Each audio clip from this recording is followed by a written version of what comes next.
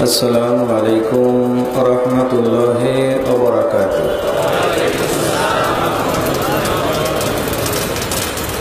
الحمد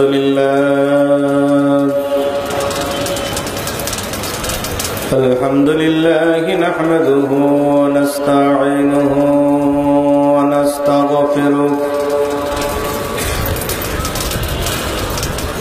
ونؤمن به ونتوكل عليه ونعوذ بالله من شرور أنفسنا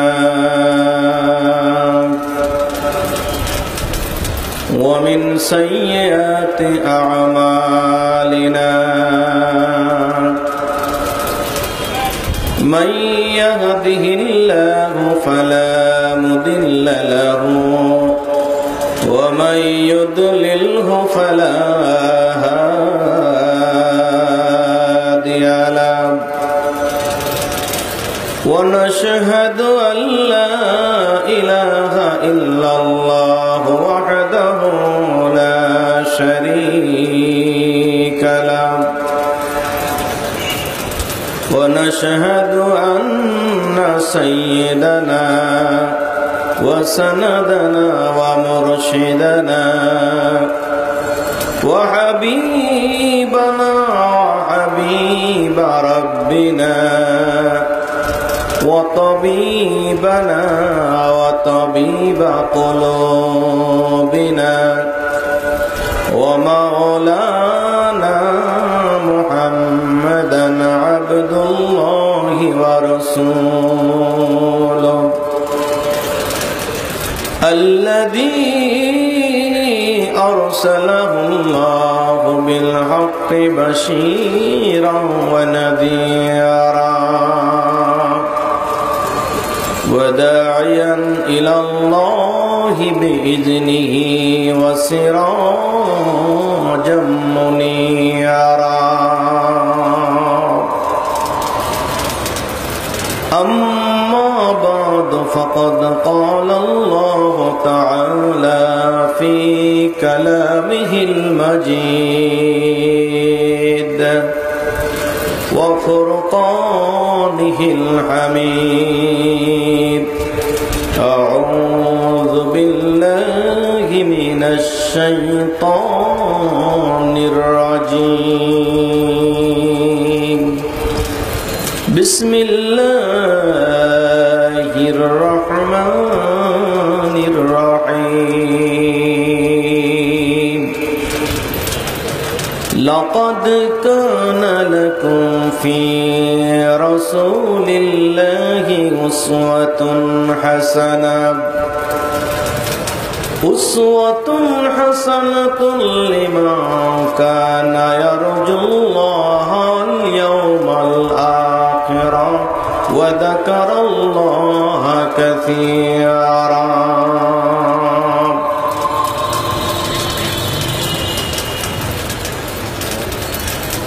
وقد جاء في الحديث الشريف قال النبي صلى الله عليه وسلم من تمسك بسنتي عند فساد أمتي فله أجر 100 شهيد أو كما قال رسول الله صلى الله عليه وسلم.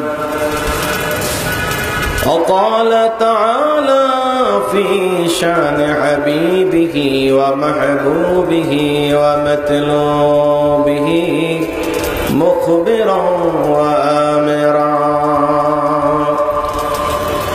إن الله وملائكته يصلون على النبي يا أيها الذين آمنوا صلوا عليه وسلموا تسليما. صلى الله على محمد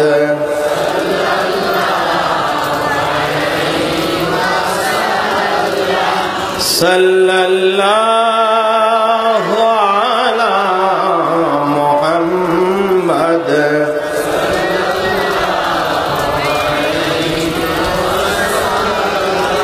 फमुहम्मदुना हुवा सय्यदुना फल-इज़्ज़ु लना लिइजाबतिही सल्लल्लाहु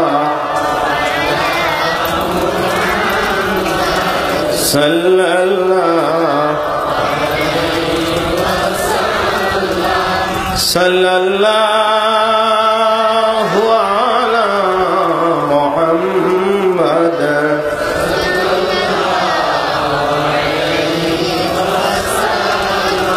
वैसी अजदीन ईमान की कदर दानी मुबस दीन माइश के मोहम्मद हुब्बे ओ ईमान मा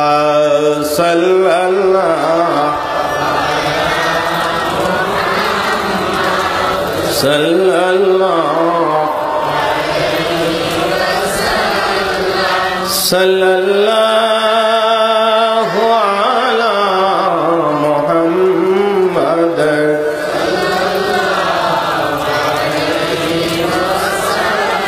बलागल अला बिकमालिही कशफत दुजा बिजमालिही हसनत जमीउ खिसालिही।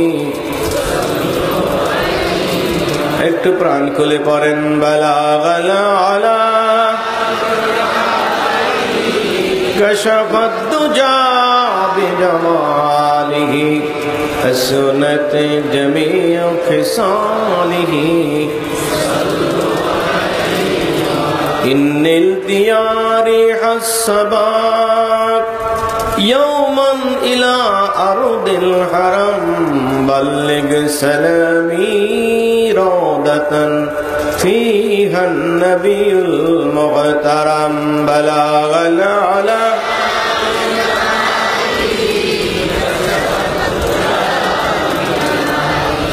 सुनत जमीउ खिसालिही नहीं दो जहां में मिसाले मोहम्मद जमाले खुदा है कमाले मोहम्मद बलागल अला कशफत दुजा बिजमालिही हसनत जमीउ खिसालिही अल्लाहुम्मा सल्लि व सल्लिम व बारिक अलैहि। मुअज़्ज़ज़ मुहतरम वाजिबुल एहतराम जुल मजद वल एहतिशाम अमीरुश शरीयत व तरीक़त अमीर हिज़्बुल्लाह सरसीना शरीफे आला हजरत पीर साहेब केबला मद्दजुल्लुहुल आली आजकेर महफिलेर प्रधान अतिथि बांग्लादेश জাতীয় সংসদের माननीय সংসদ সদস্য जनाब अलहाज एडवोकेट जहांगीर कबीर नानक साहेब एमपी महोदय साবেক প্রতিমন্ত্রী গণপ্রজাতন্ত্রী বাংলাদেশ সরকার আজকের মাহফিলের বিশেষ অতিথিবৃন্দ হযরত উলামায়ে কেরাম বাংলাদেশ জমিয়তে হিজবুল্লাহর সম্মানিত নেতৃবৃন্দ আমার প্রাণপ্রিয় যুবক ভাইরা ছাত্র বন্ধুরা সর্বোপরি বাংলাদেশ জমিয়তে হিজবুল্লাহ পশ্চিম জোন এবং মাহফিল ইন্তেজামিয়া কমিটি কর্তৃক আয়োজিত আজকের এই মাহফিলে আগত উপস্থিত সর্বস্তরের দিনদার মুসলমান ভাইরা মহান রব্বুল আলামিনের শাহী দরবারে আমরা অসংখ্য অগণিত শুকর আদায় করছি, কৃতজ্ঞতা আদায় করছি এজন্য যে আল্লাহ রাব্বুল আলামিনের অশেষ দয়া এবং মেহেরবানিতে শতাব্দীর ঐতিহ্য ধন্য দরবার ইলমে শরিয়াত ও ইলমে তরিকতের মার্কাজ দারুস সুন্নত সুন্নতের ঘর নামে পরিচিত সরসিনা শরীফে আলা হযরত পীর সাহেব কেবলার শুভাগমনে বাংলাদেশ জমিয়াতে হিজবুল্লাহ ঢাকা মহানগরী পশ্চিম জোন কর্তৃক আয়োজিত আজকের এই ওয়াজ দোয়ার মাহফিলে আমরা হাজির হতে পেরেছি। আল্লাহ জাল্লা শানহু আমাদের সুযোগটুকু দান করছেন, সকলেই দিল খুলে আমরা বলি আলহামদুলিল্লাহ। আরো জোরে বলি আলহামদুলিল্লাহ। সম্মানিত হাজিরিন, ঢাকা মহানগরীর বাসিন্দা আপনারা, রাজধানীর বাসিন্দা হওয়ার কারণে বাংলাদেশের প্রত্যন্ত অঞ্চল, জেলা শহর, উপজেলা শহর সবকিছু চাইতো সর্বদিক দিয়ে যোগাযোগ ব্যবস্থা সার্বিক কারণে ওয়াজ মাহফিল সহ সবকিছুতেই আপনারা এগিয়ে। ওয়াজ মাহফিলের জন্য মাঠে ময়দানে অনুষ্ঠান, ওয়াজ মাহফিল ছাড়াও আপনারা ঘরে বসে বিভিন্ন প্রচার মাধ্যমে দেশি বিদেশি আন্তর্জাতিক পর্যায়ের খ্যাতিসম্পন্ন ব্যক্তিত্ববর্গ, ওলামায়ে কেরাম, মুফাসসিরে কোরআন, আরো বহু ধরনের লেকচার, ভাষণ উপস্থাপন থাকেন। সেই দৃষ্টিকোণ থেকে আজকের ওয়াজ মাহফিলকে বিবেচনা করলে নতুন কোনো আকর্ষণ এখানে নেই। তবে আজকে মাহফিলের স্বতন্ত্র বৈশিষ্ট্য হচ্ছে, আজকে আমরা এই মাহফিল এসেছি আল্লাহ রাব্বুল আলামিনের এক মহান ওলিকে কেন্দ্র করে। সরসিনা শরীফের আলা হযরত পীর সাহেব কেবলা তিনি আসবেন, তিনি নসিহত করবেন, আমাদের নিয়ে সকলকে নিয়ে দোয়া করবেন। ওলিয়া উলিয়াদের নেক নসিহত ও দোয়া আমাদের জীবনের জন্য, আমাদের ইহকালীন পরকালীন সৌভাগ্যের জন্য একটি ওসিলা হবে। এই উদ্দেশ্য, এই মাকসাদ হচ্ছে আমাদের আজকের সবচাইতে বড় চাওয়া এবং পাওয়া। ঠিক কিনা বলেন? আরো জোরে বলেন ঠিক না ঠিক? যদি আলোচনা ওয়াজের কোনো তাৎপর্যের বিষয় হয়, তাহলে আপনারা আজকের যে আলোচনা হবে বা না হবে তার চাইতে হয়তো আরো যুক্তিপূর্ণ, আরো তথ্যপূর্ণ আলোচনা আপনারা শুনে থাকেন বা শুনে আসছেন। কিন্তু আজকের মাহফিলকে বা হক্কানি আউলিয়া কেরামের মাহফিলকে শুধুমাত্র নিছক কিছু যুক্তি সঙ্গত বা সূচিপত্র কেন্দ্রিক আলোচনার দ্বারা মূল্যায়ন করার কোনো সুযোগ নেই। হক্কানি আউলিয়া কেরামের মাজলিসে, তাদের দরবারে, তাদের সোহবতে, তাদের মাহফিলে মানুষ আসে ওয়াজ মাহফিল শোনা এবং সেখান থেকে কিছু আমলি ফায়দা তারা হাসিল করতে চায়। ঠিক কিনা বলেন? কবি বলেন, হার কে খাহাত হাম নিশিনি বা খোদা দো নিশিনা দর হুজুরে আউলিয়া। যেজন এই পৃথিবীতে আল্লাহ ওয়ালা হতে চায়, আল্লাহ রাব্বুল আলামিনের প্রিয় হতে চায়, আল্লাহ রাব্বুল আলামিনের মকবুল বান্দা যারা হতে চায়, আল্লাহর বন্ধু যারা হতে চায়, আল্লাহ ওয়ালা যারা হতে চায়, কি আমরা কি আল্লাহ হতে চাই কি চাই না? জোরে বলেন, চাই কি চাই না? আমরা ইমানদার, আমরা ইমানের দাবি করি, আর ইমানদারদের সবচাইতে ভালোবাসা হচ্ছে আল্লাহর জন্য। কার জন্য বলেন? ওয়াল্লাযীনা আমানু আশাদ্দু হুব্বান লিল্লাহ। যাদের অন্তরে ঈমান আছে তাদের সবচাইতে সব কিছুর ঊর্ধ্বে ভালোবাসা হচ্ছে একমাত্র আল্লাহর জন্য। জোরে বলেন, কার জন্য? আল্লাহর ভালোবাসার মোকাবেলায় নিজের পিতা, পুত্র, সন্তান, সন্ততি, এমনকি জীবনের মায়া পর্যন্ত তারা ত্যাগ করে, কিন্তু ঈমানদার আল্লাহ রাব্বুল আলামিনের ভালোবাসা ত্যাগ করতে পারে না। লা তাজিদু কওমা ইউমিনুনা বিল্লাহি ওয়াল ইয়াউমিল আখির ইউআদ্দুনা মান হাদ্দাল্লাহ ওয়ালাউ কানু আবাহুম আবনাহুম আইখানাহুম আশিরাতাহুম। উলাইকা কাতাবা ফি কুলুবিহিম ঈমান।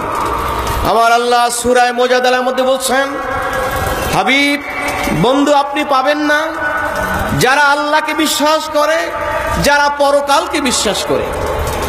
যদি ঈমানদারদের এই জাগতিক জীবন, ইহলৌকিক জীবনটাই তার শেষ জীবন না, এই জীবনের পরও আরো জীবন তাদের আছে, ঠিক কিনা বলেন? তবে এই জীবনের একটি সীমা আছে, শুরু আছে, শেষ আছে, কিন্তু তার পরকালীন জীবনের কোনো শেষ আছে নাকি বলেন? দুনিয়ার ক্ষণস্থায়ী জীবনের একটা সীমারেখা আছে। জন্মগ্রহণ করলে তাকে মৃত্যু করতে হবে। কেহ বা 60, 70, 80 বছর, 100 বছরের জীবন এই দুনিয়ার জীবন কাটিয়ে যায়, কেহ বা 2-4 বছর, 10 বছর পর্যন্ত কাটিয়ে যায়, কিন্তু কোন মানুষের জন্য এই পৃথিবীতে চিরদিন থাকার সুযোগ হয় না, ঠিক কিনা বলেন?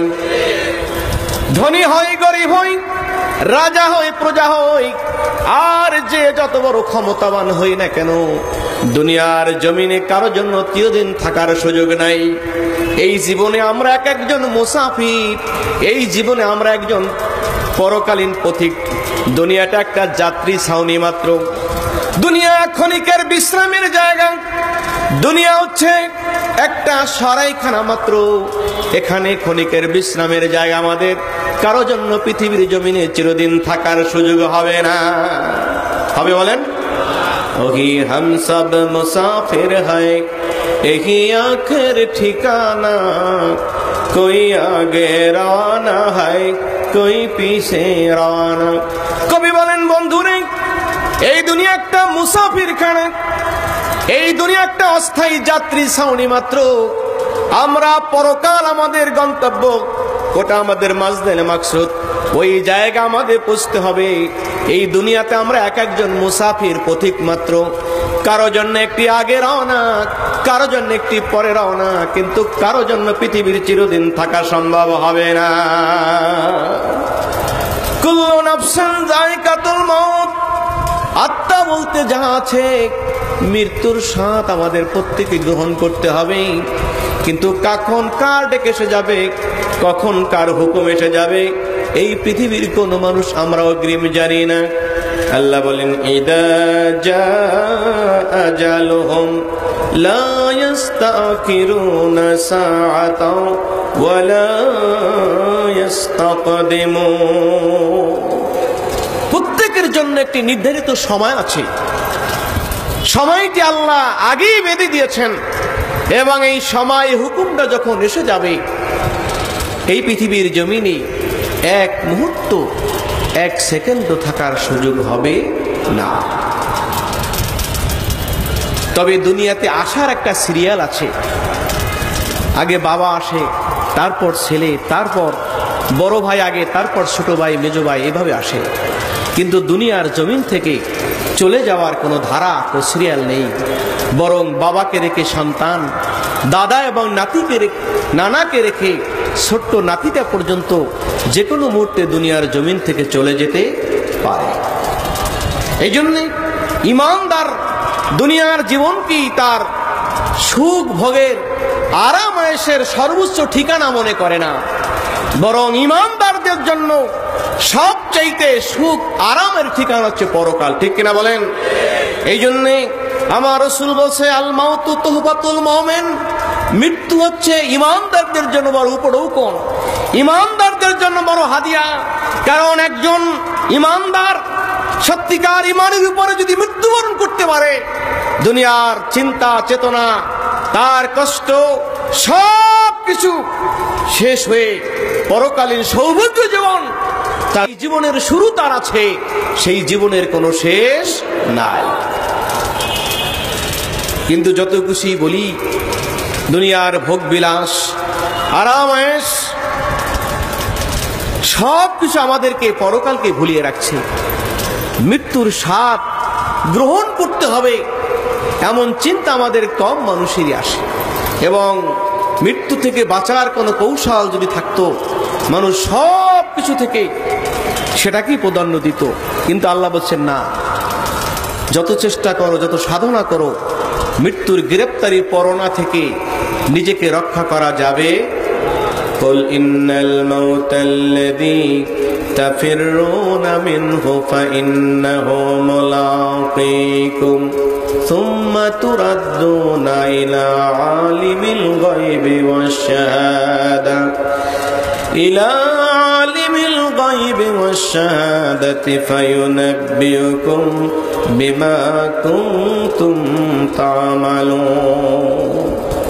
আল্লাহ বলেন, বন্ধুরে আপনি জানিয়ে দেন, কুল ইয়া মুহাম্মাদু, হে রাসূল আপনি জানিয়ে দেন, ইন্নাল মাউতাল্লাযী তাফিররুনা মিনহু, নিশ্চয়ই মৃত্যু, যেই মৃত্যু থেকে তোমরা ভাগতে চাও, মৃত্যু থেকে নিজেকে বাঁচাতে চাও, সয় সম্পদ, ধন দৌলত, জায়গা জমি সব কিছু বিনিময়ে যদিও হয়, যেই মৃত্যু থেকে তোমরা ভাগতে চাও, পালাতে চাও, ফাইন্নাহু মুলাকীকুম, ওই মৃত্যু অবশ্যই অবশ্যই তোমাদেরকে পাকড়াও করবে, ওই মৃত্যুর স্বাদ তোমাদেরকে গ্রহণ করতে হবে। সুম্মা তুরাদ্দুনা ইলা আলিমিল গায়বি ওয়াশ-শাহাদা ফায়ুনাব্বিউকুম বিমা কুনতুম তা'মালুন। এবং মৃত্যুর পরে তোমাকে এমন এক মহান সত্তার কাছে হাজির হতে হবে, যেই সত্তা তোমার গোপন প্রকাশ্য, তোমার জীবনের সব কিছু জানে। ইলা আলিমিল গায়বি ওয়াশ-শাহাদা, তুমি মানুষের সম্মুখে লোক চক্ষুর অন্তরালে নিজেকে গভীর অন্ধকার কুটিরের মধ্যে আচ্ছাদিত করে, এমনকি নির্জন জঙ্গলের গহীন কোণে বসে তুমি যা কিছু করো না কেন, অথবা হাজার পাহারাদারের ব্যারিকেডের মধ্যে তুমি যা কিছু করো না কেন, প্রকাশ্যে করো গোপনে করো, তোমার সব কিছু ওই আল্লাহ জানে। জানে কে জানে না? আমার আল্লাহ বলেন, মা ইয়ালফিযু মিন কাওলিন ইল্লা লাদাইহি রাকীবুন আতীদ। বান্দা তুমি যা কিছু বলো, তুমি গোপনে বলো প্রকাশ্যে বলো, এমনকি তোমার হৃদয়ের গহীনের মধ্যে যেই কিছু উকিঝুঁকি মারে, সব কিছু তোমার আল্লাহ জানে। কি জানে কি জানে না? জোরে বলেন, কে জানে? ইন তুবদু মা ফি আনফুসিকুম আও তুখফুহু ইউহাসিবুকুম বিহিল্লাহ। ও বান্দা, তুমি যা প্রকাশ করো আর গোপন করো, তোমার অন্তরের মধ্যে যা কিছু গোপন আছে অথবা তুমি যা প্রকাশ করেছো, সব কিছুর হিসাব আমার আল্লাহর কাছে আছে। কার কাছে আছে? দুনিয়ার মানুষের কাছ থেকে হিসাব আগে পরে করা যায়, হিসাব ডিলিট করা যায়, অথবা দুনিয়ার বিভিন্ন মেমোরি কার্ডের হিসাব বিভিন্ন ভাইরাস লেগে নষ্ট হয়ে যায়। কিন্তু আমার আল্লাহ এমন একটা মেমোরি আপনার আমার জন্য নির্ধারণ করে দিয়েছেন, পৃথিবীর কোনো ভাইরাস, কোনো শক্তির দ্বারা তাকে ডিলিট করা সম্ভব হবে না। এই জন্য আমার আল্লাহ বলেন, কিয়ামতের কঠিন মুসিবতের দিনে প্রত্যেকের আমল নামাকে ওপেন করে দেওয়া হবে এবং বলা হবে, ইকরা কিতাবাকা কাফা বিনাফসিকাল ইয়াওমা আলাইকা হাসিবা। বান্দারে, তুমি তোমার নিজের হিসাব কিতাব পড়ো, নিজের হিসাব নিজে করো, আমার দরকার নাই। নিজের হিসাব তুমি নিজে করো। প্রত্যেকের সামনে তার আমল নামা, তার মেমোরি, তার সব কিছু ওপেন করে দেওয়া হবে। অন্যত্র আল্লাহ বলছেন, এই কিতাব দেখে, আমল নামা দেখে দুনিয়ার কাফের, বেঈমান, নাফরমান, খোদার দুশমন গুলি আশ্চর্য হয়ে যাবে আর বলবে, মালে হাদাল কিতাব লা ইউগাদিরু সগীরাতান ওয়ালা কাবীরাতান ইল্লা আহসাহা। আশ্চর্য, এটা কেমন কিতাব! হায় রে, এটা কেমন কিতাব! মালে হাদাল কিতাব লা ইউগাদিরু সগীরাতান ওয়ালা কাবীরাতান ইল্লা আহসাহা। এই কিতাবের মধ্যে তো দেখতেছি ছোট থেকে ছোট, বড় থেকে বড় কোনো কিছু বাদ দেওয়া হয় নাই। আমার জীবনের সব কিছু পুঙ্খানুপুঙ্খরূপে লিপিবদ্ধ আছে। কোনো লেখনি, কোন হিসাব মুছে যাবে, কারণ হিসাব রক্ষাকারী ফেরেশতা আপনার আমার জন্য সদা সর্বদাই নিযুক্ত আছে, তারা তাদের অফিস টাইম ফাঁকি দেয় না। ঠিক কিনা বলেন? তাদের অফিস ডিউটি তাদের ফাঁকি দেয় না। তারা নিজেদের পয়সা শক্তি খাটাইয়া, নিজেদের প্রভাব খাটাইয়া কাজের মধ্যে কোন রকম ত্রুটি করে না। লা ইয়াসুনা মা আমারহুমুল্লাহ, আল্লাহ রাব্বুল আলামিন তাদের যেখানে যেই নিয়মে যেই হুকুম করেছেন, কোন হুকুমের ব্যত্যয়, কোন হুকুমের পরিবর্তন, কোন ত্রুটি তারা করে না। ওয়াফআলুনা মা ইউমারুন, আমার আল্লাহ বলছেন তাদেরকে যেখানে যে অবস্থায় যেই নির্দেশ দেওয়া হয়েছে, কোন নির্দেশের তারা রকম ত্রুটি করে না। সুবহানাল্লাহ। তাদের ডিউটির মধ্যে ফাঁকি নাই, তারা হুকুমের মধ্যে কোন ত্রুটি করে। কিরামান কাতিবিনা ইয়ালামুনা মা তাফআলুন, কোন ফাঁকি নাই, কোন ত্রুটি নাই, কোন অলসতা নাই, বরং যখন যা হবে মুহূর্তের মধ্যে সাথে সাথে রেকর্ড করে দেওয়া হবে। সেই পরকাল যাদের বিশ্বাস আছে, এই বিশ্বাসের মধ্যে যাদের ইয়াকিন আছে, ওই মানুষটি দুনিয়ার প্রেমে মোহ মায়ায় আল্লাহকে ভুলে থাকতে পারে। এই জন্য আমার আল্লাহ বলেন, হাবিব বন্ধুরে, যারা আল্লাহ বিশ্বাস করে, যারা পরকাল বিশ্বাস করে, হাকিকাতে বিশ্বাস যাদের আছে, তারা কোশ্চেন কাল আমার আল্লাহর বন্ধুত্বের মোকাবেলায় দুনিয়ার কোন শক্তির সাথে বন্ধুত্ব করে না। ঠিক না বলেন? ইউআদুনা মান হাদ্দাল্লাহ, তারা আল্লাহর শত্রুর সাথে সম্পর্ক করে না, আল্লাহর সাথে শত্রুতা নিজেরা করে না। এমনকি আল্লাহর শত্রু যারা, আল্লাহর দুশমন যারা, তাদের সাথে তাদের কোনো বন্ধুত্ব থাকতে পারে। ওয়ালাউ কানু আবাহুম, আল্লাহর নাফরমান যদি তাদের বাপ হয়, আল্লাহর নাফরমান যদি তার ভাই হয়, আল্লাহর নাফরমান তার আপনজন যদি হয়, আল্লাহর নাফরমান তাদের বংশেরও যদি কেউ হয়, আল্লাহর সাথে যারা নাফরমানি করে, আল্লাহর আদাওয়াতি যারা করে, ঈমানদাররা কোশ্চিনকালও তাদের অন্তর থেকে বন্ধুত্ব গ্রহণ করতে পারে না। কারণ আমার আল্লাহ বলে, উলাইকা কাতাবা ফি কুলুবিহিমুল ঈমানা ওয়া আইয়াদাহুম বিরূহিম মিন, কারণ আল্লাহ রাব্বুল আলামিন তাদের অন্তরের মধ্যে ঈমানটা প্রচিত করে দিয়েছে। সুবহানাল্লাহ। এই জন্য ঈমানের সম্পদ সবচাইতে বড় সম্পদ। ঠিক কিনা বলেন? সেই সম্পদ আল্লাহ আমাদের দান করেছেন। কোন আলহামদুলিল্লাহ। জোরে কোন নারায়ে তাকবীর। ঈমানদার হতে পেরেছি, ঈমানদারদের দপ্তরে নিজে অন্তর্ভুক্ত করেছি।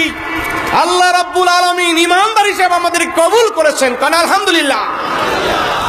কারণ এই দিন দিন নয়, আরো দিন আছে। এটাই আমাদের শেষ দিন নয়, আরো দিন আছে। সেই দিনের জন্য দুনিয়া হচ্ছে আর দুনিয়া মাজরাতুল আখিরা।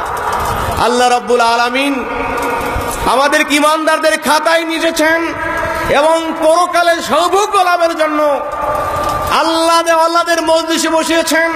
এই জন্য কবি বলছেন, শোনো, যদি আল্লাহ ওয়ালা হতে হয়, আল্লাহর প্রেমিক হতে হয়, শুধুমাত্র সূচিপত্র আর নোট গাইড আর কিছু ভলিউম নাম্বার মুখস্থ করে ওয়াজ ভাষণ শুনলে আর দিলে তার দ্বারা আল্লাহ ওয়ালা হওয়া যায় না।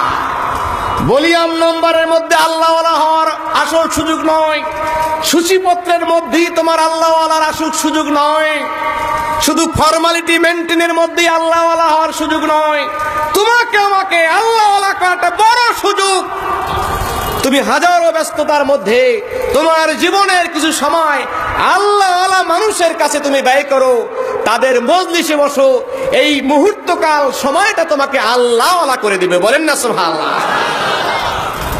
এই জন্যই যে সমস্ত মানুষগুলি আল্লাহ ওয়ালা হতে নিজের জীবনের হাজারো ব্যস্ততার মধ্যে হক্কানি আলামায়ে কেরামদের কাছে দিয়েছেন, তাদের সোহবতে গিয়েছেন, তাদের জীবনটাই ধন্য হয়েছে। আজকে বাংলাদেশের মানুষ আমরা সৌভাগ্যবান, আমাদের আল্লাহ বঞ্চিত করেন নাই। মদিনায়ে তৈয়বার বাসিন্দা আমরা হতে পারি নাই। যদি হতে পারতাম, মুহূর্তের মধ্যে ছুটে যেতাম আল্লাহর নবীর রওজায়। ঠিক কিনা বলেন? মসজিদে নবীতে নামাজ আদায় করতাম, যেখানে 1 রাকাত নামাজ আদায় করলে আমাদের আমল নামায় 50,000 রাকাতের সওয়াব হয়ে যেত। সুবহানাল্লাহ। আবার নামাজ পড়ে সময় পেলে সুযোগ করে আবার যখনই যাইতাম আল্লাহর নবী রওজার কাছে হাজির হতাম, হাত তুলে আল্লাহর দরবারে মোনাজাত করতাম। সুবহানাল্লাহ। আল্লাহর নবী কি ওসিলা করে নিজের জীবনের গুনার জন্য আল্লাহর দরবারে ক্ষমা চাইতাম, ঠিক কিনা বলেন? যেহেতু আল্লাহ বলে দিয়েছেন ওয়ালাউ আন্নাহুম ইজ্জালামু আনফুসাহুম জাউকা ফাস্তাগফিরুল্লাহ ওয়াস্তাগফারা লাহুমুর রাসূল লাওয়াজাদুল্লাহ তাওয়াবার রাহিমা। বলুন না সুবহানাল্লাহ। আমার আল্লাহ বলেন ওয়ালাউ আন্নাহুম ইজ্জালামু আনফুসাহুম জাউকা, হাবিব বন্ধুরে, গুনাহগার মানুষগুলি আপনার উম্মতেরা গুনাহ করে করে যদি আপনার দরবারে আসে গো নবী, আপনার রওজার কাছে, আপনার নিকটে, আপনার পাশে, আপনার সামনে বসে ওরা যদি আল্লাহর দরবারে ক্ষমা চায়, কার দরবারে? আমরা মাপ চাইবো কার দরবারে? ক্ষমা করবেন আমাদেরকে? ক্ষমা করার মালিক কে? ওরা যদি আল্লাহর দরবারে ক্ষমা চায় আর আপনিও তাদের জন্য ক্ষমা চান, সুবহানাল্লাহ, ওরা আল্লাহর দরবারে ক্ষমা চাইবে, আর যেহেতু আসছে আপনার কাছে, আপনি খুশি হয়ে যদি আপনি ওদের জন্য একটু দোয়া করেন, ক্ষমা চান, লাওয়াজাদুল্লাহ তাওয়াবার রহিমা। আল্লাহ বলছেন অবশ্যই অবশ্যই আল্লাহকে ক্ষমাকারী পাইবেন, কারণ নবী আপনি যদি তাদের জন্য দোয়া করেন আর তারাও যদি আল্লাহর কাছে ক্ষমা চায়, এই দোয়া আমি আল্লাহ ফিরাইয়া দিব, আমি আল্লাহ তাদের গুনাহ মাফ করব, তাদের ক্ষমা করে দেব। কিন্তু আমাদের জন্য কি ইচ্ছা করলেই নবী রওজার কাছে যাওয়ার সুযোগ কি হয়? জোরে কান হয়? আমরা দূরে বসে নবীকে সালাম দেই, নবী রওজার দিকে ফিরে আমরা কাকুতি মিনতি করি, অথবা আমরা আমাদের আমলগুলি করি, সবকিছুই করি, কিন্তু ইচ্ছা করলেই দ্রুত বেগে কাছে যাইতে পারি। আবার যদি মক্কা শরীফের বাসিন্দা আমরা হতাম, মুহূর্তকাল সুযোগ পেলেই হেরেমের মধ্যে ছুটে যাইতাম, যেখানে 1 রাকাত নামাজ পড়লে আপনার আমার আমল নামায় 1 লক্ষ রাকাত নামাজের সওয়াব হয়ে যেত। ভাইয়ারা আমার, এই সুযোগ যদি আমাদের হয় নাই, ইচ্ছা করলে রওজার কাছে যেতে পারি না, ইচ্ছা করলে হেরেমের কাছে গিয়ে এত বিশাল সবের অধিকারী হতে পারি না, কিন্তু তারপর আল্লাহ আমাদেরকে বঞ্চিত করেন নাই। সুদূর 6500 কিলোমিটার দূরে বাংলাদেশের বাসিন্দা হওয়ার পরও এই দেশের মানুষগুলি ভাগ্যবান। আলহামদুলিল্লাহ কন্যা, জোরে কান আলহামদুলিল্লাহ, কন্যা রায় তাকবীর। কারণ একটাই, এদেশে আল্লাহর নবী সরকারের আলম নবীজি মুহাম্মদ রাসূলুল্লাহ সাল্লাল্লাহু আলাইহি সাল্লামের সেই দ্বীন ইসলামের হুবহু ধারা, সুন্নাত তরিকা ভিত্তিক এই দেশের মানুষের মাঝে জারি হয়েছে। বলেন আলহামদুলিল্লাহ, জোরে কান আলহামদুলিল্লাহ। কারণ অনেক দূরে অবস্থান করার পরও এই দেশের মানুষগুলির ভাগ্য এজন্য সুপ্রসন্ন, আল্লাহ পাকের নবীর দেশের বাসিন্দা আমরা নই, কিন্তু নবীর যোগ্য উত্তরসূরি যারা, হক্কানি আউলিয়া কেরাম যারা, ওয়ারাসাতুল আম্বিয়া যারা, হাজার হাজার ওলি আউলিয়াদের পদচারণা এই বাংলার ভূমিতে হয়েছে। কোন আলহামদুলিল্লাহ। শাহজালাল, শাহ কামাল, খানজাহান, শাহপরান, শাহ মাকদুম, হাজার হাজার ওলিদের কদম দ্বারা এই বাংলার জমিন ধন্য হয়েছে, ঠিক কিনা বলেন? বাংলাদেশের এমন কোন ভূখণ্ড নেই, এমন কোন জায়গা নেই যেখানে ওলিদের কদম পড়েনি। যেখানে আপনি দেখবেন দিনের একটি বাতি জ্বলেছে, দিনের মশাল জ্বলেছে, সে টেকনাফ থেকে তেতুলিয়া পর্যন্ত, আর রূপসা থেকে পাথুরিয়া পর্যন্ত, সিলেটের জনতা পাহাড়ের কিনারা থেকে বঙ্গোপসাগরের কোল ঘেঁষে যেখানে আপনি যান, সেখানেই দেখবেন দিনের মশাল যেখানে প্রজ্বলিত, সেখানেই খুঁজে দেখবেন কোনো না কোনো হক্কানি ওলির কদম পড়েছে, ঠিক কিনা বলেন? আরো জোরে কান, ঠিক না ঠিক? এক শাহজালাল 360 জন সঙ্গী গোটা বাংলাদেশে ছড়িয়ে পড়েছে, এবং তাদের আদর্শে উজ্জীবিত হয়ে এদেশে আবির্ভাব হয়েছেন কত ক্ষণজন মানুষের। তাদেরই একজন ব্যক্তিত্ব তো শাহ আসিফ নেসারউদ্দিন আহমদ রহমাতুল্লাহ আলাইহি। কারণ আলহামদুলিল্লাহ আজকে যে আল্লাহর ওলিকে আমরা পেয়েছি, তার পূর্বপুরুষ, তার দাদা নেসারউদ্দিন আহমদ রহমাতুল্লাহ আলাইহি এদেশের মানুষের জন্য হাজার ওলিয়া উলিয়া কিরামদের মধ্যে তিনিও একটি নিয়ামত। মানে আলহামদুলিল্লাহ এদেশে তিনি আগমন করেছেন এমন একটা সময় যখন ইংরেজ শাসন এবং শোষণের ফলে হিন্দুয়ানি কৃষ্টি সভ্যতা মুসলমানদের গ্রাস করেছে। এ ভাইরা, প্রত্যেক জাতি ধর্মাবলম্বীদের স্বতন্ত্র কৃষ্টি সভ্যতা আছে না নাই বলেন? মুসলমান আমরা আমাদের কৃষ্টি কালচার, ধর্মীয় অনুভূতি, আচার আচরণ আর অন্য ধর্মের আচার আচরণ কি এক? যেমন এক। প্রত্যেক ধর্মের প্রত্যেক অনুসরণকারীদের অনুসরণ মানে পালনীয় নীতি আছে। আমরা কুরবানি করি, আমরা জুমার নামাজ পড়ি, আমরা ঈদের নামাজ পড়ি, আমরা ঈদুল আজহার নামাজ পড়ি। এটা কি অন্য ধর্মাবলম্বীরা করে?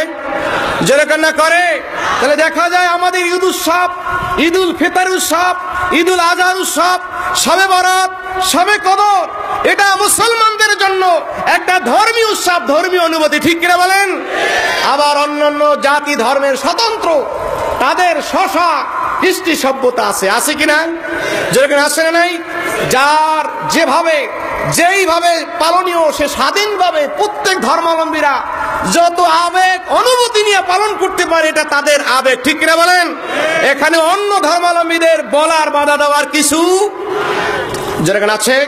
ইসলাম বলছে যার যেভাবে সে তার কাজ করে। আমি মুসলমান, যেরকম আমি কি কথা, আমি কি যেরকম আমি কি আমি মুসলমান, এই কথা বলতে আমার কোনো দুর্বলতা কি আছে? কোনো ভয় কি আছে? কোনো কাপুরুষতা কি আছে? মুসলমান হওয়া এটা আমার জন্য গৌরব, ঠিক কিনা বলেন? যেহেতু আমার আল্লাহ বলছেন ইন্নাদ-দীন ইনদাল্লাহিল ইসলাম, আল্লাহর কাছে মনোনীত জীবন বিধানের নাম কি? আমি যেখানেই যাই, যেই দেশে যাই, আমি বাংলাদেশের বাসিন্দা, আমি আমেরিকা যাই, আমি রাশিয়া যাই, আমি ব্রিটেন যাই, আমি মক্কা যাই, আমি মদিনা যাই, আমার পরিচয়ের মধ্যে কোনো পার্থক্য হবে না। আমার পরিচয় হবে কি? আমি কি? আরো জোরে কান্না কি? চিনো হামারা হিন্দুস্তান হামারা, মুসলিম হ্যায় হাম, ওয়াতান সারা জাহাঁ হামারা। মুসলমানদের ধর্মীয় পরিচয়ের কোনো পরিবর্তন নেই। জীবনের শুরু থেকে যেদিন থেকে বুঝেছে মৃত্যু পর্যন্তই তার একটাই পরিচয়, সে মুসলমান, ঠিক কিনা বলেন? যেরকম ঠিক না ঠিক? এলাকা আর ভৌগোলিক সীমারেখার মাধ্যমে তার পরিবর্তন, এই পরিবর্তন হবে না। ওয়াবুদ রাব্বাকা হাত্তা ইয়াতিয়াকাল ইয়াকিন, তুমি তোমার রবের ইবাদত করো মৃত্যু পর্যন্ত। মুসলমান কোন সিজনে হয় না, কোন মাস আর দিবস হয় না। মুসলমান দিবস দ্বারা মাপা যায় না, মুসলমান সিজন দ্বারা মাপা যায় না। মুসলমান হচ্ছে আমার গোটা জীবনের পরিচয়, ঠিক কিনা বলেন?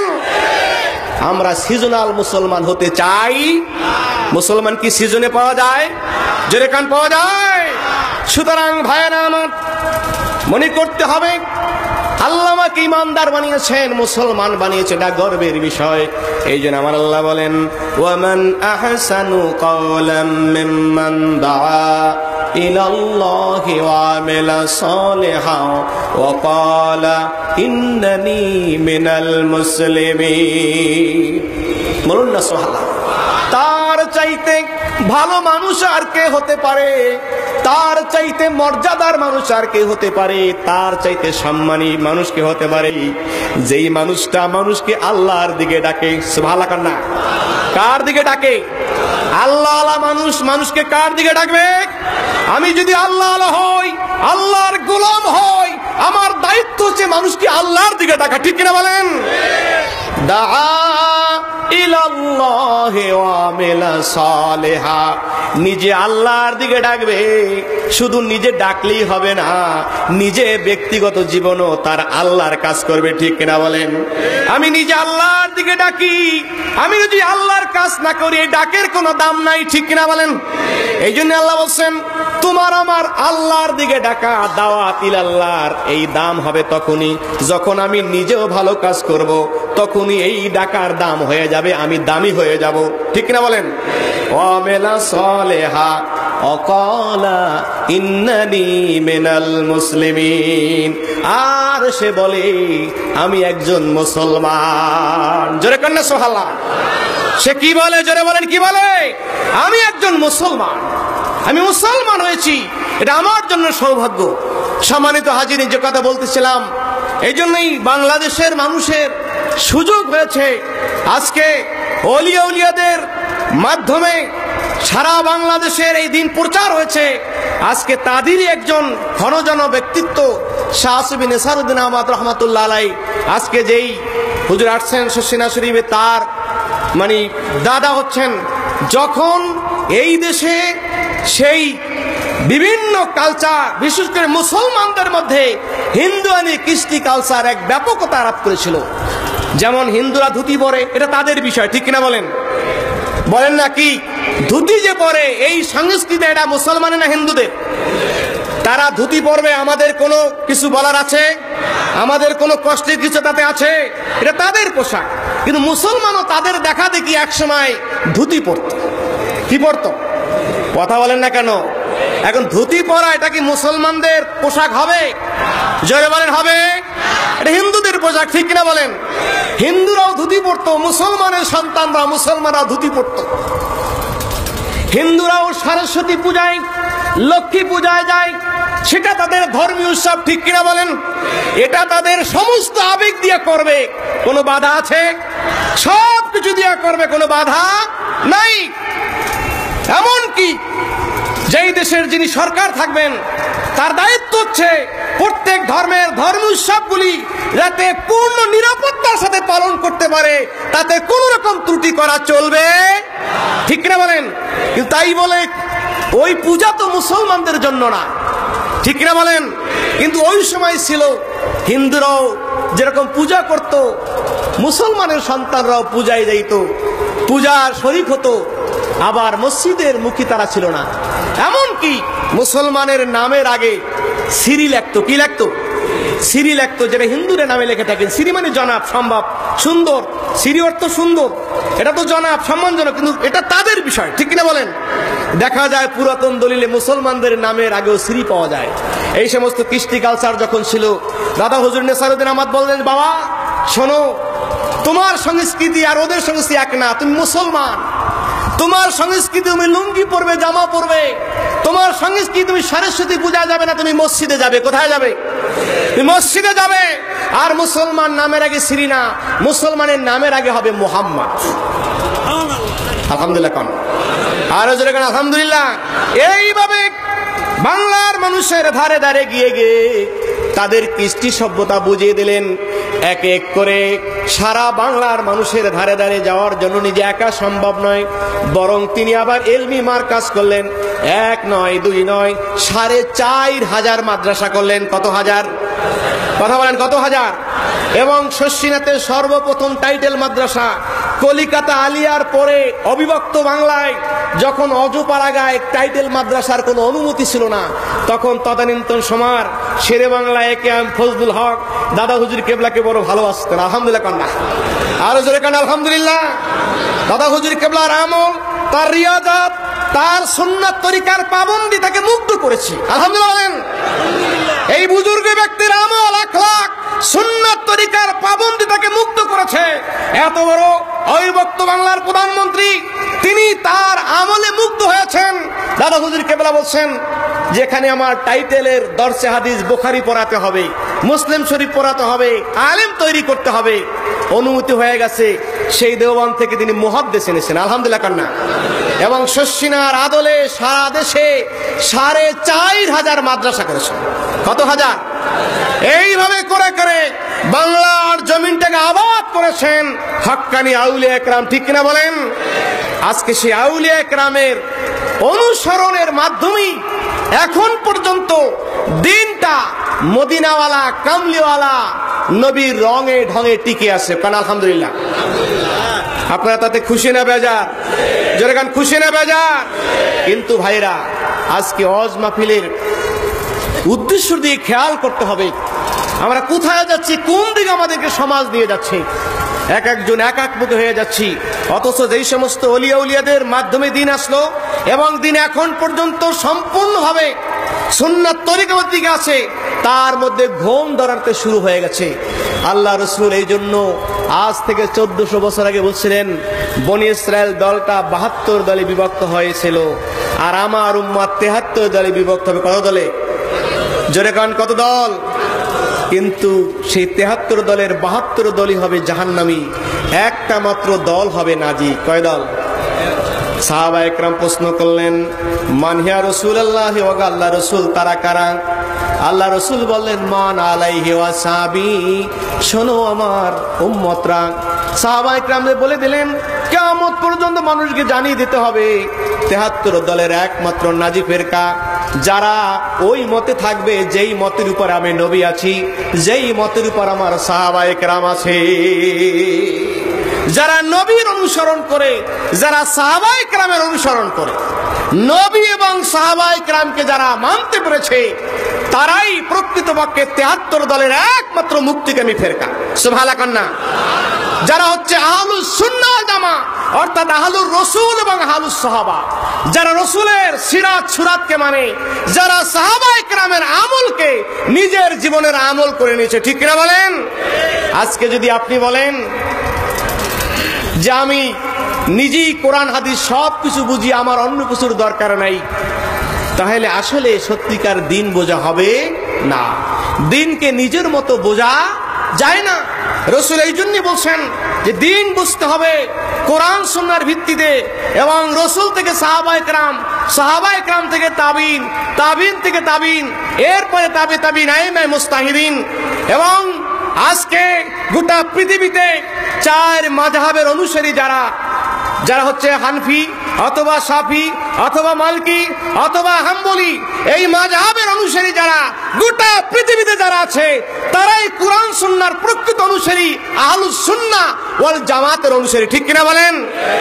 তবে আমাদের জন্য বড় শুকরিয়ার বিষয়, সারা বাংলাদেশের মানুষের ভিতরে অধিকাংশই 10% মানুষ বলা চলে, তারা 4 মাযহাবের মধ্যে সর্বশ্রেষ্ঠ মাযহাব ইমামে আজম আবু হানিফা রাহমাতুল্লাহ আলাইহির হানফি মাযহাবের অনুসারী। ঠিক কিনা বলেন? যে ইমামে আজম এত বড় আল্লাহওয়ালা ছিলেন, এত বড় বুজুর্গ ছিলেন, এত বড় মুহাদ্দিস ছিলেন, এত বড় ফকিহ ছিলেন, তিনি যখন হাদিসের কিতাব সংকলন করেছেন, তার সংকলিত কিতাবুল আসার, এই পৃথিবী যখন বুখারী শরীফের কথা, মুসলিম শরীফ, আবু দাউদ, তিরমিজি, ইবনে মাজার মতো কিতাব সংকলিত হয় নাই, তখন ইমামে আজমের সংকলিত কিতাবুল আসার ছিল হাদিসের কিতাবের ভিত্তি। জোরে বলেন না সুবহানাল্লাহ। আমার যুবক ভাইরা, সচেতন ভাইরা, শহরের ভাইরা, যারা শিক্ষিত ভাইরা, ইসলাম প্রিয় ভাইরা, আপনাদেরকে অনেকে বিভিন্ন প্রচার মাধ্যমে বিভিন্ন কায়দায় বুঝায় যে আবু হানিফা হাদিস জানতেন না, অতএব মাযহাব মানার দরকার নাই। চিৎকার দিয়ে কান নাউজুবিল্লাহ, আরো জোরে কান নাউজুবিল্লাহ। অথচ ইমাম আজম হচ্ছেন তামাম ফকিদের ফকি, তামাম মুহাদ্দিসদের মুহাদ্দিস, তামাম মুফতিদের মুফতি হচ্ছে ইমাম আজম আবু হানিফা। ঠিক কিনা বলেন? ইমাম আবু হানিফার কিতাবুল আসারের কিতাবের অস্তিত্ব পৃথিবীতে তখন বুখারীর অস্তিত্ব আসে নাই, তখন মুসলিম শরীফের অস্তিত্ব আসে নাই, তখন আবু দাউদ তিরমিজির অস্তিত্ব আসে নাই। আপনাদেরকে আজকে অনেকে বুঝায়, একটা মাসালা বললেই বলে এটা বুখারীতে আছে কিনা, এটা মুসলিম শরীফে আছে কিনা। আবু হানিফা ওই অমুক সমুক তার কথা মানে না। আপনাকে বুঝতে হবে, যখন বুখারী শরীফ, মুসলিম শরীফ সংকলিত হয় নাই, তখন আপনার আমার ইমাম, ইমামে আজম, তামাম মুহাদ্দিসদের মুহাদ্দিস, তামাম ফকিদের ফকি, তামাম আলেমদের আলেম, ইমামে আজম আবু হানিফার সংকলিত সেই তার সংগঠিত কিতাবুল আসার অস্তিত্ব পৃথিবীতে হয়েছে। ঠিক কিনা বলেন? আরো জোরে কান ঠিক না ঠিক? অপরদিকে ইমাম আজমের ছাত্রের ছাত্র হচ্ছে ইমাম বুখারী রাহমাতুল্লাহ আলাইহি। আলহামদুলিল্লাহ কান্না। ইমাম আজম আবু হানিফার ছাত্রের ছাত্র তিনি হচ্ছেন ইমাম বুখারী রাহমাতুল্লাহ আলাইহি, তার নাতিপুতি ছাত্র হচ্ছে ইমাম বুখারী। আর আজকে আমাদেরকে বুঝায়, উল্টো বুঝায়, কিন্তু যতই বুঝাক আমরা কোনো ফেরিওয়ালার মাধ্যমে, কোনো সূচিপত্রের মাধ্যমে দিন পাই নাই। আমরা এদেশের মানুষ দিন পেয়েছি হক্কানি ওলিয়া ওলিয়াদের মাধ্যমে। ঠিক কিনা বলেন? যেরকম ঠিক না বা ঠিক? এদেশের শাহজালাল আউলিয়া, শাহ কামাল আউলিয়া, শাহ আলী বগদাদি, শাহ পরান, সিলেটে, চট্টগ্রামে, ঢাকাতে, গোটা বাংলাদেশের সত্যিকার দিন প্রচারের প্রবাদ পুরুষ হচ্ছেন আউলিয়া উলিয়ারা। ঠিক কিনা বলেন? তারা ভাইরা আমাদের সহজে বোঝাচ্ছে এই জন্য যে বহু কথা আসবে, বহু কথা আপনারা শুনবেন, আপনাদের জন্য সুযোগ আরো বেশি। কিন্তু সকল বুঝের বুঝ আমরা এদেশে দিন পেয়েছি ওলিয়া উলিয়াদের মাধ্যমে। তারা সত্যিকার কোনো না কোনো মাযহাবের অনুসারী ছিলেন। ঠিক কিনা বলেন? তারা মাযহাব মেনেছেন, তারা সুন্নাত তরিকার ভিত্তিতে দিন প্রচার করেছেন। রাসূল পাক সাল্লাল্লাহু আলাইহি ওয়াসাল্লামের মহব্বত, ভালোবাসা তাদের জীবনের বড় পাথেয় ছিল।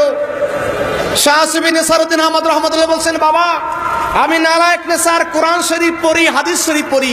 কোরআন হাদিস আমাদের আমলের মূল সূচি। ঠিক না বলেন? রাসূল বলছে, তারাকতু ফিকুম আমরাইন লান তাদিল্লু মা তামাসসাকতুম বিহিমা কিতাবাল্লাহি ওয়া সুন্নাত রাসূলি। আমি তোমাদের জন্য দুটো জিনিস রেখে গেছি। কয়টা? বলেন কয়টা? কিতাবাল্লাহ, একটা হচ্ছে আল্লাহর কিতাব, 2 নম্বরে সুন্নাত রাসূলি, রাসূলের সুন্নাত। এই দুইটি হচ্ছে আমাদের নেক আমলের সূচিপত্র। তবে এই গাইডলাইন সকলে বুঝে বুঝে আমল করবে বা করতে পারবে, সকলেই বুঝবে, এটা সম্ভব নয়। আপনার আমার জীবনের সামান্য থেকে সামান্য এলেম, জ্ঞান, বুদ্ধি অর্জনের জন্য আমরা উস্তাদ তালাশ করি। হ্যাঁ, অঙ্ক, ইংরেজি, ভূগোল, গণিত, হাজার এলিমের জন্য উস্তাদ ছাড়া চলে না। আর এই পৃথিবীতে একদল মানুষ বুঝায় যে কোরআন হাদিস পড়তে উস্তাদ লাগে না। নাউজুবিল্লাহ বলেন। আজকে দুনিয়ার মানুষের করা জ্ঞান, সেই জ্ঞান কখনো অর্জন করতে পারে উস্তাদ ছাড়া। অঙ্ক বলেন, ইংরেজি বলেন, ভূগোল বলেন, আপনার যাই কিছু বলেন, অথবা কোনো টেকনিক্যাল কোনো বিষয়ে বলেন, মেডিকেল সায়েন্স বলেন, সত্য থেকে সত্য সব কিছুর পিছনে উস্তাদ লাগে কি লাগে না? কথা বলেন, লাগে না লাগে না? কিন্তু আমাদের একদল স্বার্থান্বেষী মহল বুঝায় যে কোরআন হাদিস বুঝতে কোনো উস্তাদ লাগে না। কারণ রাসূল বলেছে, তারাকতু ফিকুম আমরাইন কিতাবাল্লাহ সুন্নাত রাসূলি। অতএব কিতাব সুন্নাহ আছে, আর কিছু লাগবে না। বলে কি বলে না? অথচ এই কোরআন, এই সুন্নাত রাসূল, এটা আপনার সব। কিন্তু এটা বোঝার জন্য আল্লাহ রাব্বুল আলামিন উস্তাদের ব্যবস্থা করেছেন। ঠিক কিনা বলেন? এবং সর্বশ্রেষ্ঠ উস্তাদ হচ্ছেন নবীজি মুহাম্মদুর রাসূলুল্লাহ। নিজে বলেছেন, বুইস্তু মুআল্লিমান, আমাকে শুধু কিতাব দেওয়া হয় নাই, আমাকে আল্লাহ মুআল্লিম করে পাঠিয়েছে। ঠিক কিনা বলেন? ভাইরা আমার, কিতাবকে বাইতুল্লাহর কাবার সেই ছাদের উপর জিবরাইল আমিন রেখে যায় নাই, বরং কিতাবকে বুঝানোর জন্য আমার নবীকে মুআল্লিম করে আল্লাহ পাঠিয়েছেন। ঠিক কিনা বলেন? এই পৃথিবীতে কিতাব এসেছে 104 খানা, কিন্তু আল্লাহ পাক মুআল্লিম পাঠিয়েছে 2,24,000। ঠিক কিনা বলেন? বোঝা গেল সূচির চাইতে উস্তাদের দরকার বেশি না কম? কথা বলেন, বেশি না কম? সুতরাং আজকে যারা জ্ঞান পাপী অথবা স্বার্থান্বেষী মানুষগুলি বুঝায় যে কোরআন হাদিসই যথেষ্ট, উস্তাদের দরকার নাই, কিন্তু আমার নবী বলেছে না, আল্লাহ শুধু কিতাবই দেয় নাই, বরং আমাকে মুআল্লিম করেছে। আরো জোরে কান্না সুবহানাল্লাহ। নবীকে মুআল্লিম করে পাঠিয়েছে কে? আরো জোরে কান্না কে? যুগে যুগে নবীরা মুআল্লিম ছিলেন। মুআল্লিমের মাধ্যমে মানুষ ইলম শিখেছে। শুধুমাত্র সূচিপত্র পড়ে ইলম দ্বারা ফায়দা হাসিল করা যায়?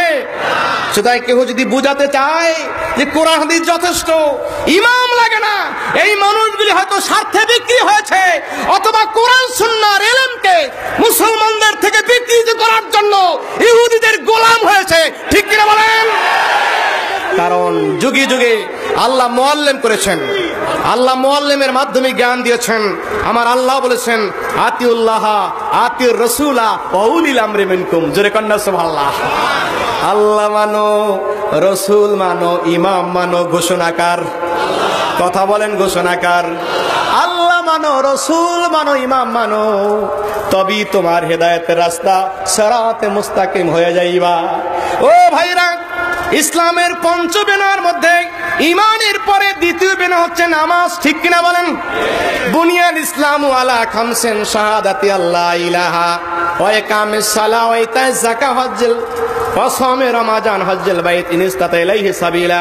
আমার রাসূল বলে ইসলামের বিনা হচ্ছে পাঁচটা। কয়টা? জোরে কর না, জোরে কর না, কয়টা? একটা হচ্ছে শাহাদাত লা ইলাহা ইল্লাল্লাহু মুহাম্মাদুর রাসূলুল্লাহ। এই সাক্ষী দ্বারা আপনি মুসলমান হলাম, আমি মুসলমান, আপনি মুসলমান হয়ে গেলেন।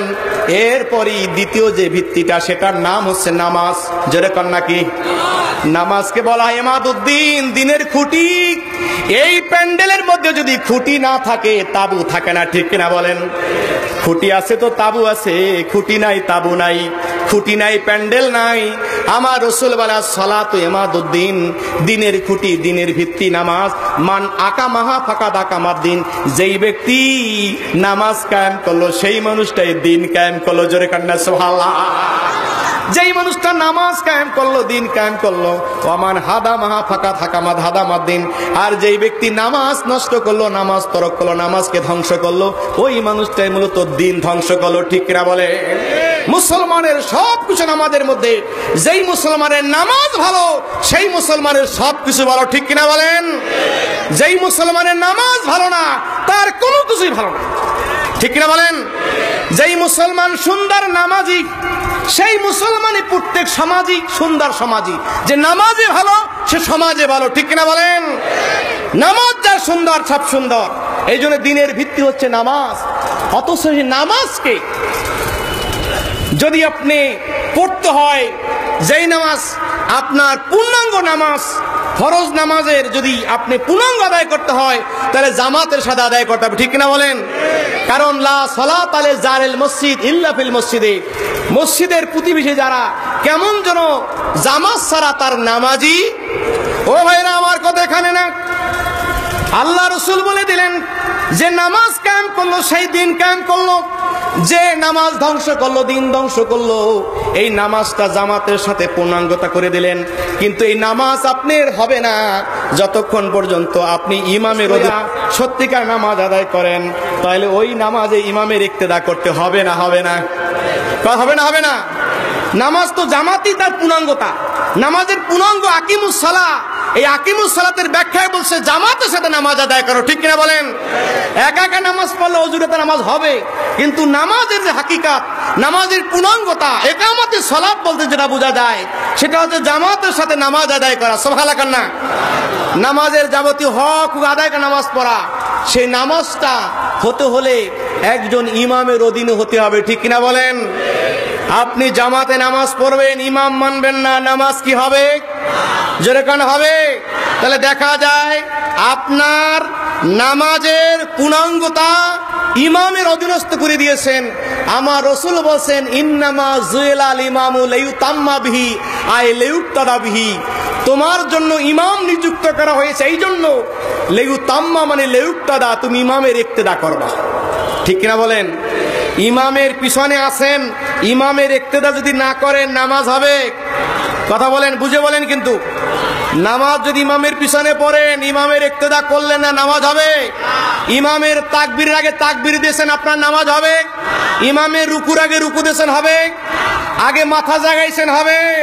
তাহলে বোঝা গেল আপনার যে ইসলামের দ্বিতীয় ভিত্তি নামাজ, পঞ্চবেনার ইমানের পরে শ্রেষ্ঠ বেনা, যেই বেনা কেমন যেন ইমামের খুঁটি, যেই বেনা যার নাই সের মধ্যে দিন নাই, সেই নামাজটাকে ইমামের অধীনস্থ করে রাসূল বলেছেন ইমাম নিযুক্ত করা হয়েছে লিইউতাম্মা বিহি লিইউক্তাদা বিহি, ইমামের ইক্তেদা করবা, ঠিক কিনা বলেন? ফায়জা কাব্বারা ফাকাব্বিরু, ইমাম যখন তাকবীর দিবে তুমি তাকবীর দিবা। ওয়াইজা কারা ফানসিতু, ইমাম যখন কেরাত পড়বে তখন চুপ থাকবা, কারণ ইমামকে তুমি জিম্মাদার বানাইছো। সুবহানাল্লাহ কান্না। ইমামকে আমি কি বানাইছি? তিরমিজি শরীফের হাদিস, রাসূল বলছেন আল ইমামু জামিনুন আল মুয়াজ্জিনু মুতামিনুন, ইমাম হচ্ছে জিম্মাদার আর মুয়াজ্জিন হচ্ছে আমানতদার। সুবহানাল্লাহ কান্না। ইমাম কি? সকলে বলেন ইমাম কি? এক কণ্ঠে বলেন ইমাম কি? ইমামকে জিম্মাদার বানাইতে হইবে এবং জিম্মাদার বানাই নামাজ পড়তে হইবে, এর মধ্যে একমত কেডা কেডা দেখি? নারায়ে তাকবীর, নারায়ে তাকবীর, নারায়ে তাকবীর। রাসূল বলছে আল ইমামু জামিনুন, ইমাম হচ্ছে জিম্মাদার, ইমামকে তুমি জিম্মাদার বানিয়েছো। ওয়াল মুয়াজ্জিনু মুতামিনুন, আর মুয়াজ্জিন হচ্ছে আমানতদার। অতএব ইমাম নিযুক্ত করা হয়েছে লিউতাম্মা বিহি লিউক্তাদা বিহি, ইমামের ইক্তেদা করবা, ইমামের আগে পরে হবা না। ইমাম দিলে সিজদা সিজদা দিবা, ইমাম তাকবীর দিলে তাকবীর দেবা, ঠিক কিনা বলেন? ফাইজা কাব্বারা ফাকাব্বিরু, ইমাম যখন তাকবীর দিবে তুমি তাকবীরই দিবা। ওয়াইজা কারা ফানসিতু, ইমাম যখন কেরাত করবে তখন তুমি চুপ থাকবা। সুবহানাল্লাহ কান্না। কারণ ইমামের পিছনে পিছনে তুমিও যদি কেরাত শুরু করে দাও, ইমামের ইক্তেদা হয় না, তুমি ইমামের কেরাত শুনতে পারবা না। কারণ আমার আল্লাহর কোরআন বলছে ওয়াইজা কুরিয়াল কোরআনু ফাসতামিউ লাহু ওয়ানসিতু। সুবহানাল্লাহ কান্না। এটা কিসের কথা? জোরে কান্না, কি কথা? এটা কি আমি কারো পীর মসজিদের কথা বললাম নাকি? কোন পীর সাহেবের কথা শুনাইলাম নাকি? ইমামের কথা শুনাইলাম? আমি কি ইমাম আজমের কথা বললাম? ইমাম আবু হানিফার কথা বললাম? আল্লাহর কোরআন বলছে ওয়াইজা কুরিয়াল কোরআনু ফাসতামিউ লাহু ওয়ানসিতু, যখন কোরআন পড়া হয় তখন তুমি কান লাগাইয়া মনোযোগ দিয়া শোনো, ওয়ানসিতু তুমি চুপ থাকো। হুকুম কার? সকলে বলেন তো। ওয়ানসিতু চুপ থাকো, এই হুকুমটা কার? নির্দেশটা কার? ওয়ানসিতু আমরের সিগা, ওয়ানসিতু নির্দেশ, ফরমান, অর্ডার। এটা অর্ডার, আমার আল্লাহর অর্ডার। আল্লাহর অর্ডার মানার দরকার আছে না নাই? কারা কারা আল্লাহর অর্ডার মানতে রাজি হাত তুলুন। নারায়ে তাকবীর, নারায়ে তাকবীর। আল্লাহ অর্ডার করেছেন ওয়ানসিতু, চুপ থাকো। ফাসতামিউ, মনোযোগ দিয়ে শোনো। ফাসতামিউ, এটা আমরের সিগা, অর্ডার। ওয়ানসিতু, চুপ থাকো। তোমাকে চুপ থাকতে হবে, কান লাগায় শুনতে হবে। ইমাম যখন কেরাত পড়বে তখন তুমি কেরাত পড়লে আল্লাহর অর্ডার মানা হবে। আরো জোরে কান হবে। সুতরাং এই সমাধান দিয়েছেন ইমামে আজম আবু হানিফা রাহমাতুল্লাহ আলাইহি। সুবহানাল্লাহ। যিনি 40 বছর পর্যন্ত এশার ওযু দ্বারা ফজরের নামাজ পড়েছেন, সারা রাত রিয়াজাত করেছেন, শরীয়তের মাসলা ইস্তেমবাত করেছেন, লক্ষ লক্ষ শরীয়তের সমাধান তিনি এই উম্মতের জন্য দিয়েছেন। আলহামদুলিল্লাহ। আরো জোরে কান আলহামদুলিল্লাহ। তিনি অর্ধশত 12-এরও বেশি মক্কা মদিনায় জিয়ারত করেছেন। আলহামদুলিল্লাহ কান্না। আজকে তিনি হচ্ছেন তামাম ইমামদের ইমাম। তিনি সমাধান দিয়েছেন আল্লাহর অর্ডার। ইমামের অধীনে যখন নামাজ পড়বা, তুমি একা পড়ো, কেরাত পড়া লাগবে। তুমি মাসবুক হও, কেরাত পড়া লাগবে। তুমি সুন্নাত পড়ো, নফল পড়ো, ফরজ পড়ো। তুমি একা একা যখন মুসল্লি, তুমি সব, অথবা ফরজ নামাজে তুমি ইমাম, তুমি সব, তখন তোমার সব লাগবে। কিন্তু ইমামকে যখন তুমি জিম্মাদার বানাইছো, সুবহানাল্লাহ না, ইমামকে যখন তুমি জিম্মাদার বানাইছো, ইমাম যখন কেরাত পড়বে তুমি চুপ থাকবা। খবরদার, আল্লাহর অর্ডার। আল্লাহ বলছে চুপ থাকো, কেরাত পড়া যাবে না। বলেন না সুবহানাল্লাহ। এই জন্য হাদিসের মধ্যে আছে মান কানা লাহু ইমামুন ফাকিরাতুল ইমামে লাহু, যার জন্য ইমাম আছে ইমামের কেরাতটাই তোমার কেরাত। কারণ ইমাম তোমার জিম্মাদার, তোমার পিছনে কেরাত পড়া লাগবে না। এখন যদি আপনাকে বুঝায় যে আবু হানিফার নামাজ পড়ার দরকার নাই, হাদিসের নামাজ পড়ো। আবু হানিফা কি হাদিস অনুযায়ী নামাজ পড়েছেন না নিজের অনুযায়ী বলেছেন? বরং ইমামে আজম আবু হানিফা কুরআন এবং হাদিসের সমন্বয়ে সত্যিকার নামাজ, আমার রসুলের নামাজ পড়েছেন। ঠিক কিনা বলেন? যেই নামাজ আমার রসুল পড়েছেন, যেই নামাজ আবু বকর সিদ্দিক পড়েছেন, যেই নামাজ ওমর ফারুক পড়েছেন, যেই নামাজ উসমান জিন্নুরাইন পড়েছেন, যেই নামাজ আলী মুর্তজা পড়েছেন, খোলাফায়ে রাশেদা থেকে অদ্যাবধি পর্যন্ত আহলুস সুন্নাহ ওয়াল জামাতের ভিত্তিতে চলছে। আলহামদুলিল্লাহ। কোন নারায়ে তাকবীর। গোটা পৃথিবীর হক্কানি আউলিয়া কেরাম, বিশেষ করে বাংলাদেশের মানুষ আমরা, ওলিয়া উলিয়ারাও সেইভাবেই নামাজ পড়েছেন। ঠিক কিনা বলেন? সুতরাং নামাজ পড়বো আল্লাহর জন্য। কার জন্য? সেই নামাজটা আইম্মায়ে কেরাম, কোরআন হাদিস ভিত্তিক শরীয়তের ইমামরা, ওলিয়া উলিয়াদের মাধ্যমে আমরা যেরকম পেয়েছি, সেই নামাজই আমাদের নামাজ হওয়া চাই। ঠিক কিনা বলেন? তবেই সে নামাজ দ্বারা আল্লাহকে পাওয়া যাবে। কদ আফলাহাল মুমিনুন আল্লাযিনা হুম ফি সলাতিহিম খাশুন। ওই নামাজের এই সফল কাম যারা সুন্নাত তরিকা মতো হৃদয়ের মধ্যে আল্লাহ পাকের হুজুরে কলব, আল্লাহর সন্তুষ্ট যে নামাজ পড়বে, দিলটাকে পরিষ্কার করবে, আল্লাহর জিকির করে করে, আল্লাহ পাকের জিকিরে ফিকিরে রিয়াদাত করে, আত্মশুদ্ধি করে, ওলিয়া উলিয়ারের পথ ধরে যারা সুন্নাত তরিকা মতো নামাজ পড়বে, ওদের নামাজই হবে আল্লাহর দরবারে মাকবুল নামাজ। ঠিক কিনা বলেন? এমন নামাজ আমরা পড়তে চাই কি চাই না? কারা কারা নারায়ে তাকবীর! আল্লাহ রাব্বুল আলামিন আমাদের সকলকে, এই বাংলাদেশের বাসিন্দা আমরা, সুদূর মক্কা মদিনা হলো ওলিয়া উলিয়াদের পথে সুন্নাত তরিকা ভিত্তিক, রসুলের হাদিস, কোরআন, আল্লাহর এর ভিত্তিক সুন্নাত তরিকার আদলে শরীয়তের আমলগুলি করে করে আল্লাহ ওয়ালা হয়ে এই দুনিয়ার জমিন থেকে বিদায় হতে পারি। আল্লাহ রাব্বুল আলামিন আমাদের কবুল, আমিন। আর জোরে কানা আমিন।